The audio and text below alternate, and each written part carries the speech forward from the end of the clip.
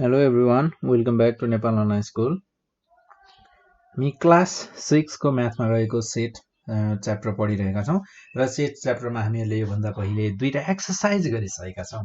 दुईटा एक्सरसाइज मात्र गरेनौं, हामीहरूले त्यो एक्सरसाइजसँग रिलेटेड थ्योरी पोर्सन पनि थोरै बुझ्यौं है। सो यदि केही तपाईहरुले बुझ्नु भएको छैन भने तपाईहरुले यो नम्बरमा फोन गरेर भन्न सक्नुहुन्छ र डिस्क्रिप्सनमा त्यहाँ तलपट्टि लिंकहरु दिएका छन्। सो त्यो लिंकलाई पनि तपाईहरुले युज गर्न सक्नुहुन्छ हामीहरुसँग कन्ट्याक्टमा बस्नको लागि, हामीहरुलाई क्वेशन सोध्नको लागि। सो आज भने हामी कार्डिनल नम्बर अफ सेट्स र त्यसैगरी टाइप्स अफ सेट्स को बारेमा पढ्नेछौं। सो फर्स्ट अफ अल हेर्छौं हामी कार्डिनल नम्बर अफ सेट्स। हामीहरुको पहिलो पोर्सन हेर्नेछौं हामी कार्डिनल नम्बर अफ सेट्स। एकदमै छोटो छ cardinal number of sets. So फर्स्टमा हेर्छौं हामी cardinal number of sets. So cardinal number of sets भनेको के हो भने हामीहरुको एउटा सेट हुन्छ है। जस्तै कि मानौ हामीहरुको सेट छ एउटा ए भन्ने सेट छ र यसका एलिमेन्ट्सहरु छन् B C D E F. ल यी भए यसका एलिमेन्ट्सहरु। हामीहरुको एउटा सेट छ ए भन्ने नामको एउटा सेट छ र त्यसका एलिमेन्ट्सहरु छन् B C D E F. ठीक छ। र मलाई यहाँ सेट ए को कार्डिनल नम्बर कति हो भनेर कसैले सोध्यो भने म के भन्छु थाहा छ? म भन्छु 5 भनेर भन्छु। र भन्दाखेरि 5 भन्छु, लेख्दा कसरी लेख्छु थाहा छ? Cardinal number n A n अनि यसरी लेखेर ए लेख्छु र भन्छु यहाँ 5। हामीहरुको यो भयो कार्डिनल नम्बरलाई लेख्ने तरिका। सो कार्डिनल नम्बर भनेको के हो त? सिम्पल क्या। कार्डिनल नम्बर भनेको हामीहरुको कुनै पनि एउटा सेटमा कतिवटा मेम्बर्स छन्, कतिवटा चाहिँ त्यहाँ मेम्बर्सहरु छन् भन्ने कुरा हो। जस्तै कि हामीहरुको सेट ए मा हामीहरुले यहाँ लिएको एक्जाम्पलमा कतिवटा मेम्बर छन् त? एउटा, दुईटा, तीनटा, चारवटा, पाँचवटा। मैले यहाँ 5 लेखे। सिम्पल। सो हामीहरुको कार्डिनल नम्बर भनेको के रहेछ त? So the number of elements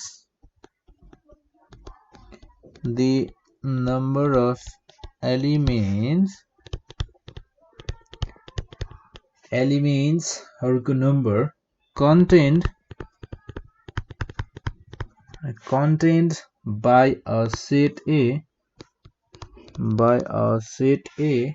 is known as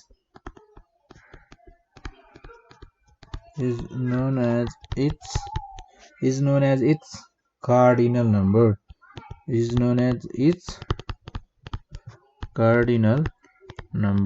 यसलाई के भनिन्छ त? यसको कार्डिनल नम्बर भनेर भनिन्छ। सो हामीहरुको यहाँ एउटा सेटले चाहिँ कतिवटा एलिमेन्ट्स, कतिवटा मेम्बर्सहरु त्यसमा छन् भन्ने कुरा हामीहरुको के भयो त? Cardinal number. यही नै हो हामीहरुको कार्डिनल नम्बर भनेको। सो नेक्स्टमा चाहिँ हामीहरुको यहाँ मेन टपिक भनेको अब आउँछ so types of sets. So आज पढ्ने छौं हामी टाइप्स अफ सेट को बारेमा। सेटका पनि डिफ्रेन्ट टाइप्स हुन्छन् अरे। सो अब कतिवटा टाइप्स हुन्छन् हेर्छौं हामी यहाँ। सो हामीहरुको यहाँ भन्दा त हामीहरुको 3 वटा टाइप छन् है। हामीहरुको यहाँ छन् 3 वटा टाइप, तर हामी कतिवटा पढ्छौं थाहा छ? हामी 4 वटा टाइप्सको सेटहरु पढ्छौं। सो 4 वटा नै छ भनौं, किनकि हामीहरुको कुनै बुकमा चाहिँ हामीहरुको 3टा मात्र लेखिएको हुन्छ हैन। 4 वटा नै हेर्दा हामी 4 वटा नै पढ्छौं हामी। ल 4 वटा छन् हामीहरुको टाइप्स अफ सेट्स। कतिवटा छन् त? 4 वटा छन्। सो फर्स्ट छ हामीहरुको यहाँ एम्प्टी अर नल सेट। फर्स्टमा छ हामीहरुको empty or null set. Empty or null set भनेको हामीहरुको कस्तो त? एकदमै खाली सेट क्या एम्प्टी भनेको एकदमै खाली, नल एकदमै खाली सेट छ अरे। सो जस्तै अब हामीहरूको भन्दा यसको आइडेन्टिफिकेसन भन्ने हो भने हामीहरूको एम्प्टी सेटमा कुनै पनि मेम्बर हुँदैनन्, एउटा पनि मेम्बर हुँदैन। हामीहरूको यसले चाहिँ कुनै पनि एलिमेन्ट कन्टेन गरेको हुँदैन र यसलाई डिनोट गर्दा कसरी डिनोट गरिन्छ थाहा छ? सो यसलाई डिनोट गर्दा सो यसको पहिला it does not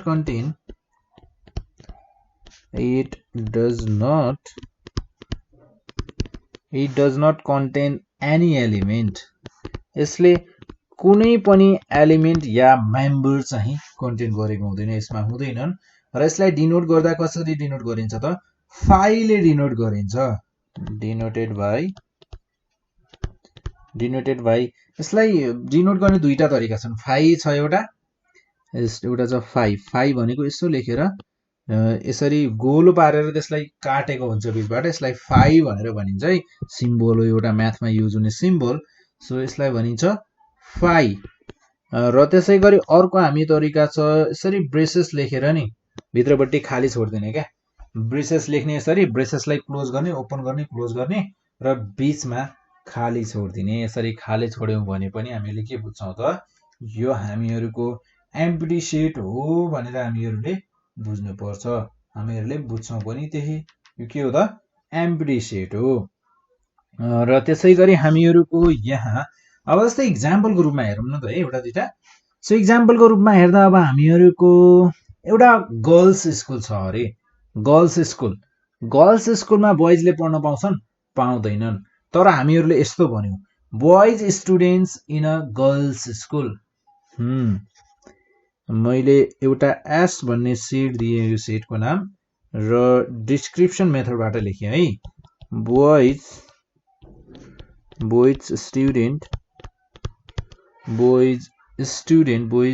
students in a girls school. Girls स्कुलमा कहीँ बोइज स्टुडेन्ट हुन्छन् त? हुँदैनन्। भन्नुको मतलब यसले के भन्न खोजेको त? म एम्प्टी सेट हुँ भन्न खोजेको। यसले इन्डाइरेक्टली भन्दा के भन्न खोजेको त?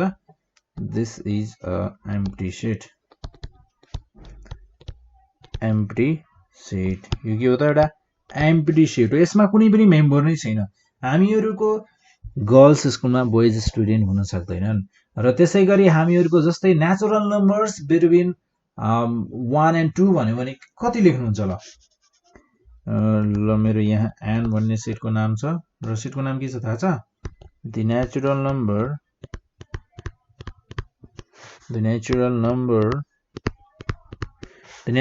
Between 1 and 2। 1 र 2 बीचका नेचुरल नम्बर्सहरू लेख भनेर भन्छ।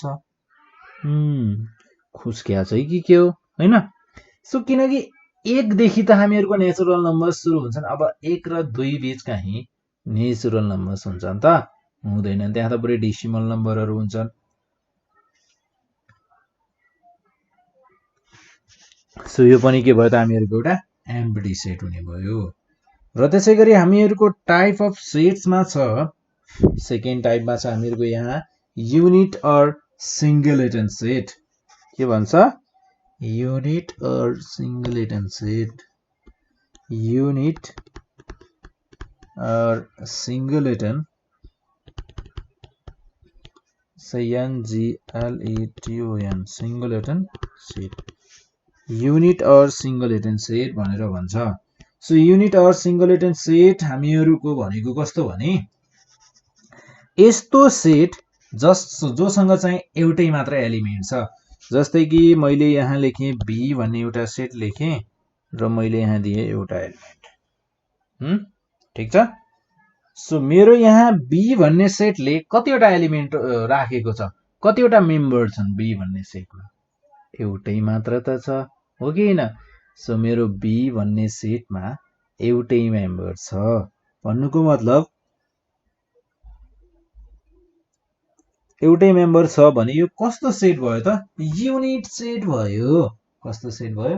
Unit set or singleton set भनेको एउटै मात्र छ, एक भन्दा बढी छैन भनेर भन्न खोजेको।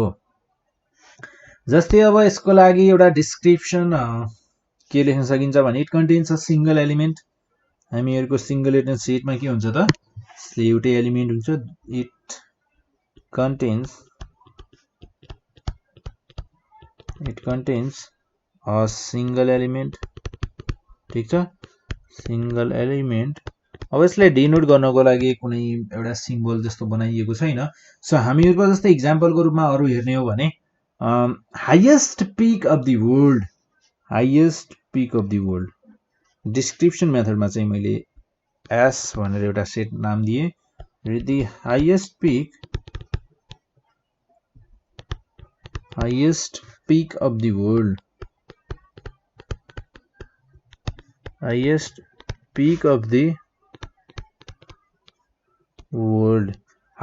peak of the world भनेको जस्तै यो दुनियाँमा अब सबैभन्दा ठूलो पिक सबैभन्दा ठूलो माउन्टेन सबैभन्दा ठूलो पहाड कहाँ छ र कतिवटा छन् एउटै छ highest peak of the world Sagarmatha Mount Everest भनेर भन्छ सगरमाथा भनेर भनिन्छ हैन सो सगरमाथा हामीहरुको दुनियाँको सबैभन्दा ठूलो के हो त highest peak of the world हो सगरमाथा दुईटा छन् त छैनन् भन्नुको मतलब हामीहरुको highest peak of the world के हो त सगरमाथा हो जुन एउटै छ सो हामीहरुको त्यसैगरी त्यो एउटा के हो त सिंगल एलिमेन्ट सेट भित्र हामीले त्यसलाई राख्न सक्छौं जस्तै अर्को एक्जाम्पल भनेको the principal of a school एउटा स्कुलमा कतिवटा प्रिन्सिपल हुन्छन् अर्को एउटा सिंगल एलिमेन्ट सेटको एक्जाम्पल भनेको द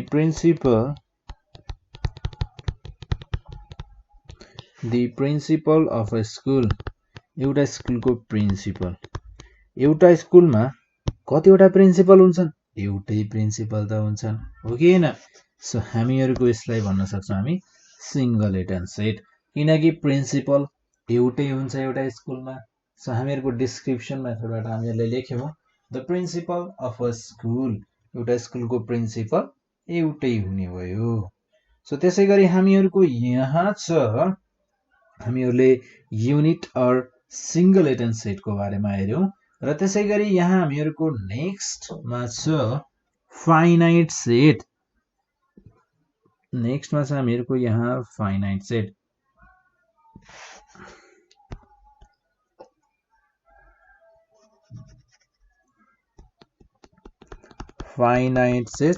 थर्ड टाइपमा हामीहरुको टाइप्स अफ सेटमा चाहिँ थर्ड टाइप सो हामीहरुको टाइप्स अफ सेटमा थर्ड टाइप अफ सेट भनेको हो फाइनाइट सेट अब फाइनाइट सेटमा हामीहरुको फाइनाइट नम्बर अफ एलिमेन्ट्स हुन्छन् यानी कि हामीहरुले काउन्ट गर्न सक्छौं कि कतिवटा एलिमेन्ट छन् भनेर जस्तै कि हामीहरुको एक्जाम्पलको रूपमा लियौं यो भयो सेट हामीहरुको 0 1 2 3 4 5 लेखे ल मैले यहाँ कतिवटा एलिमेन्ट छन् 1 2 3 4 5 6 वटा एलिमेन्ट छन् मजाले मैले काउन्ट गर्न सके कि सकेन हो यदि फाइनाइट नम्बर अफ सेट्स छन् एलिमेन्ट्स छन् भने हामीले काउन्ट गर्न सक्छौं चाहे त्यो करोड होस् चाहे त्यो अरब होस् चाहे खरब होस् हामीहरुले करोड भए पनि खरब भए पनि अरब भए पनि काउन्ट गर्न त सक्छौं नि जस्तै हामीहरुको सेट के हुन सक्छ भने म यहाँ सेट बिल्डर मेथडबाट लेख्छु है so x is such that x is an odd number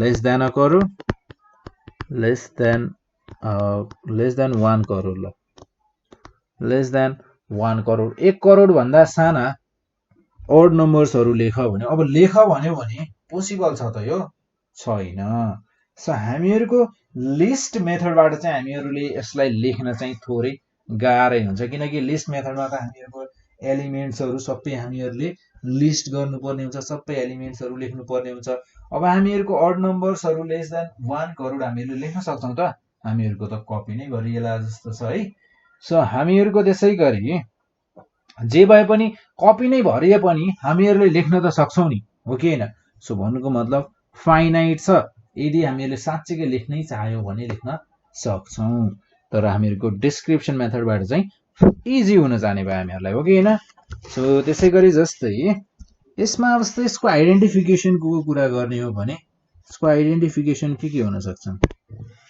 जस्तै कि यसले चाहिँ finite number of elements contain गरेको हुन्छ so it contents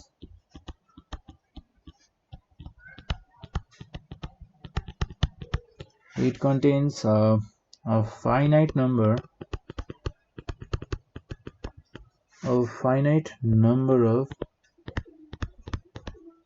finite number of elements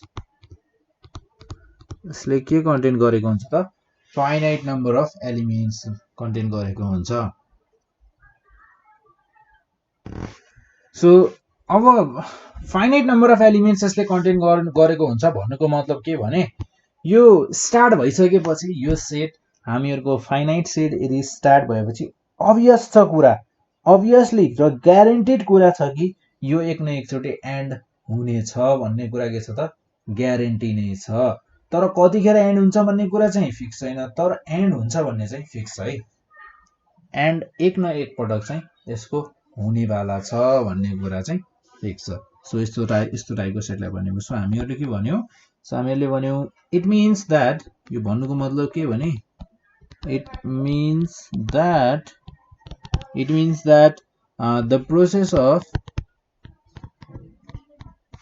the process of counting of elements like count गर्ने जुन प्रोसेस छ नि counting the elements of the set surely comes to an end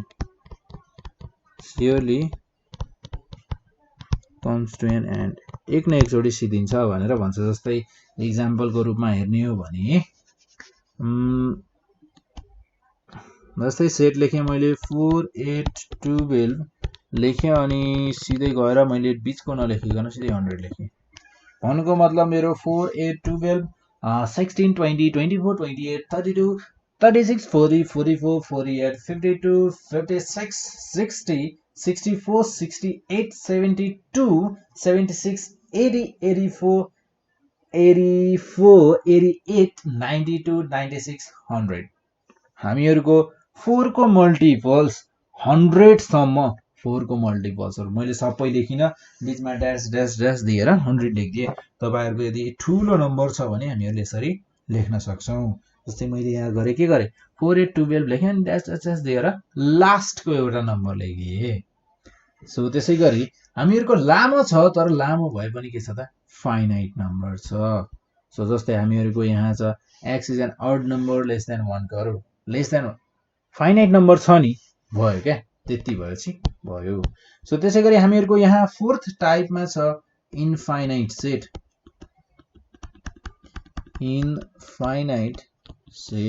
ठीक छ so fourth type of set छ हामीहरुको यहाँ infinite set so infinite सेटमा obviously हामीहरुको यसको चाहिँ नम्बरहरु चाहिँ एन्ड हुँदैन यो सेट के हुँदैन त एन्ड हुँदैन यस्तो टाइपको सेटहरु चाहिँ हामीहरुको कहिल्यै पनि एन्ड हुँदैन जस्तै कि एक्जाम्पलको रूपमा लेखौं ल whole numbers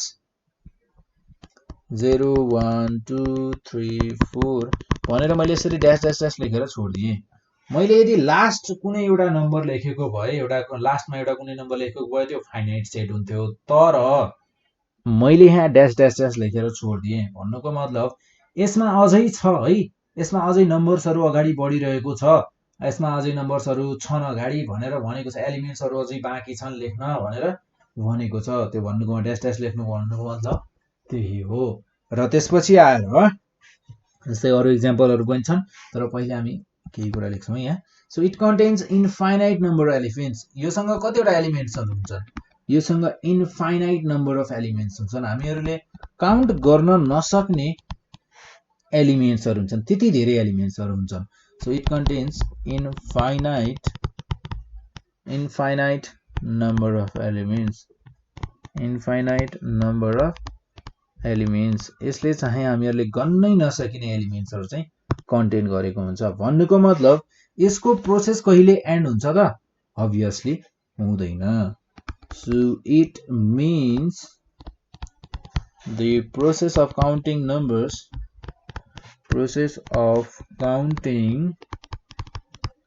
the process of counting of elements numbers भन्दा पनि काउन्टिङ एलिमेन्ट्सहरूलाई काउन्ट गर्ने प्रोसेस यस्तो मेथडमा चाहिँ कहिले एन्ड हुन्छ हुँदैन of the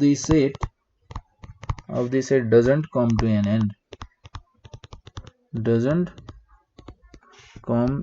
two an end कहिले पनि यो एन्ड हुँदैन जस्तै कि इक्जाम्पलको रूपमा हामीहरूको अरू नम्बरहरू हेर्न सक्छौं है जस्तै कि हामीहरूको the even numbers